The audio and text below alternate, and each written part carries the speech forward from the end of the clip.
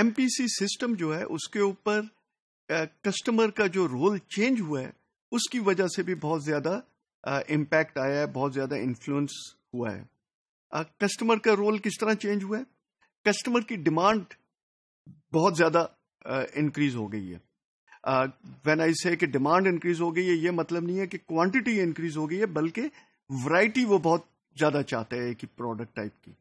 For example in 1980s in United States 2000 different products were sold, food products in United States.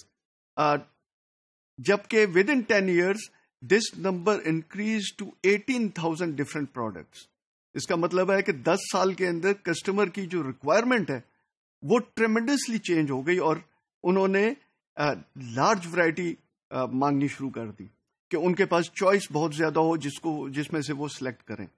اب اس چیز کو companies نے بھی cater for کرنے کا کیا ہے اور نئے نئے پروڈکٹس تیزی کے ساتھ انٹروڈیوس کیے ہیں. اور کسٹمر کی ریکوائرمنٹ کے مطابق اب کسٹمر نہ صرف لارج ورائٹی چاہتا ہے بلکہ وہ چاہتا ہے کہ جو نئی ورائٹی آ رہی ہے، نئے ماڈلز آ رہے ہیں، وہ بڑی جلدی انٹروڈیوس ہو مارکیٹ کے اندر. فار ایگزامپل آپ نے دیکھا ہوگا کہ موبائل فون ہے، وہ موبائل فون بڑی تیزی کے ساتھ اس کے نئے ماڈلز آ رہے ہوتے ہیں. ہر کمپنی نئے ماڈلز انٹروڈیوس کر رہی ہوتی ہے. کمپٹیشن کی وجہ سے، کمپیٹیونیس کی وجہ سے وہ نئے ماڈلز تیزی کے ساتھ انٹروڈیوس کر رہے ہوتے ہیں ایک دوسرے کے مقابلے میں. یہ کیونکہ کسٹمر کی یہ ریکوائرمنٹ ہے، اس بیسس پہ یہ سب کچھ ہو رہا ہے. اچھا، اس کے ساتھ ساتھ کسٹمر یہ بھی چاہتا ہے کہ آن ٹائم ڈیلیوری ہو، اس میں ڈیلے کوئی نہیں ہونا چاہیے، فوراً مل جانا چاہیے. وہ ریٹیل شاپ جائیں پرچیز کرنے کے لیے تو وہ پروڈکٹ ادھر موجود ہونا چاہیے، ان کو کچھ انتظار نہ کرنا پڑے. سو کسٹمر کی ریکوائرمنٹ جو ہے وہ تیزی کے ساتھ چینج ہو رہی ہیں اور اس کی وجہ سے ایم پی سی سسٹم جو ہے اس کے اوپر ٹھیک ٹھاک پریشر بلڈ اپ ہوا ہے، جس کی وجہ سے اس کے اندر بھی چینجز اکارڈنگلی لانی پڑی ہیں. Another thing is کسٹمر کی ان ریکوائرمنٹ کی چینجز کی وجہ سے اب کمپنیز کو پرابلم آ رہی ہے آپریشنل کیپبلٹیز ڈیولپ کرنے کی. سو اس کو ڈیولپ کرنے کے لیے بھی ایم پی سی کے اندر چینجز لانی پڑی ہیں.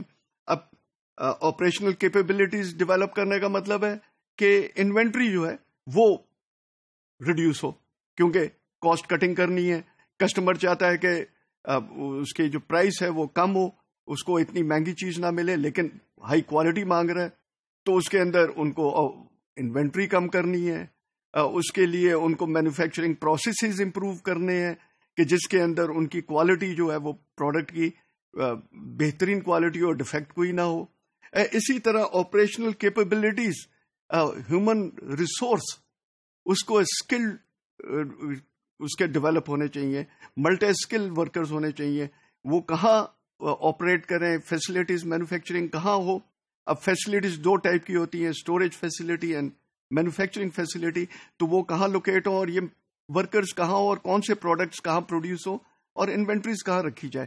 سو یہ ساری کیپبلٹیز ڈیولپ کرنے کے لیے M P C framework کے اندر بہت سے چینجز لائے گئے ہیں اور اس کے اندر ان کو امپروو کیا گیا ہے.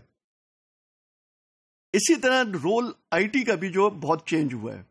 آئی ٹی بہت زیادہ ڈیولپ ہو گئی، انفارمیشن ٹیکنالوجی، اور اس کی وجہ سے بھی کیونکہ ایم پی سی جو ہے وہ آئی ٹی کے ساتھ انٹیگریٹ ہے. فار ایگزامپل ہم انٹرپرائز ریسورس پلاننگ دیکھتے ہیں، E R P. M P سی اگر ای آر پی کمپنی میں ہے تو ایم پی سی اس کے ساتھ انٹیگریٹ ہوگی. اب انٹرپرائز ریسورس پلاننگ جو ہے وہ ڈیولپ کیسے ہوئی تھی؟ In 70s، late 70s material requirements planning کا ماڈیول ڈیولپ ہوا تھا اور کمپنیوں نے سافٹ ویئرز بنائے.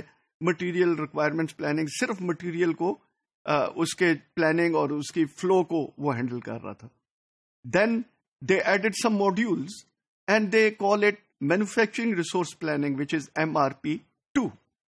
مینوفیکچرنگ ریسورس پلاننگ پوری فیکٹری کے ریسورسز کو پلان کرنے کے لیے ڈیولپ ہوا.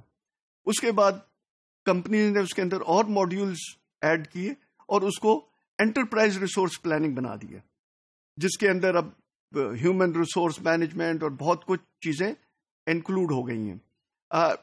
اسی طرح جو اب ای آر پی سے بڑھ کر یہ ایکسٹینڈڈ ای آر پی کے اندر چلے گئے ہیں، جس میں کسٹمر ریلیشن شپ مینجمنٹ، سپلائر ریلیشن شپ مینجمنٹ بھی آ گئی ہے. تو اس کی وجہ سے انٹیگریشن کی وجہ سے ایم پی سی جو ہے اس کے اندر بھی بڑے سے چینجز لانے پڑے ہیں. اسی طرح E I D E D I which is electronic data interchange, and internet is being used to coordinate between factories, to transfer data between factories. So ایک concept اب یہ آ گیا ہے کہ پیپر لیس سسٹم ہونا چاہیے.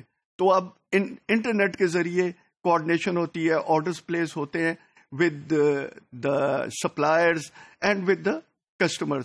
سو اس کی وجہ سے آئی ٹی کے رول کی وجہ سے، کسٹمر کے رول کی وجہ سے اب ایم پی سی سسٹم کے اندر بہت سے چینجز آئے ہیں، اور اب وہ ایم پی سی سسٹم نہیں رہا جو 1970s میں تھا یا 80s میں تھا.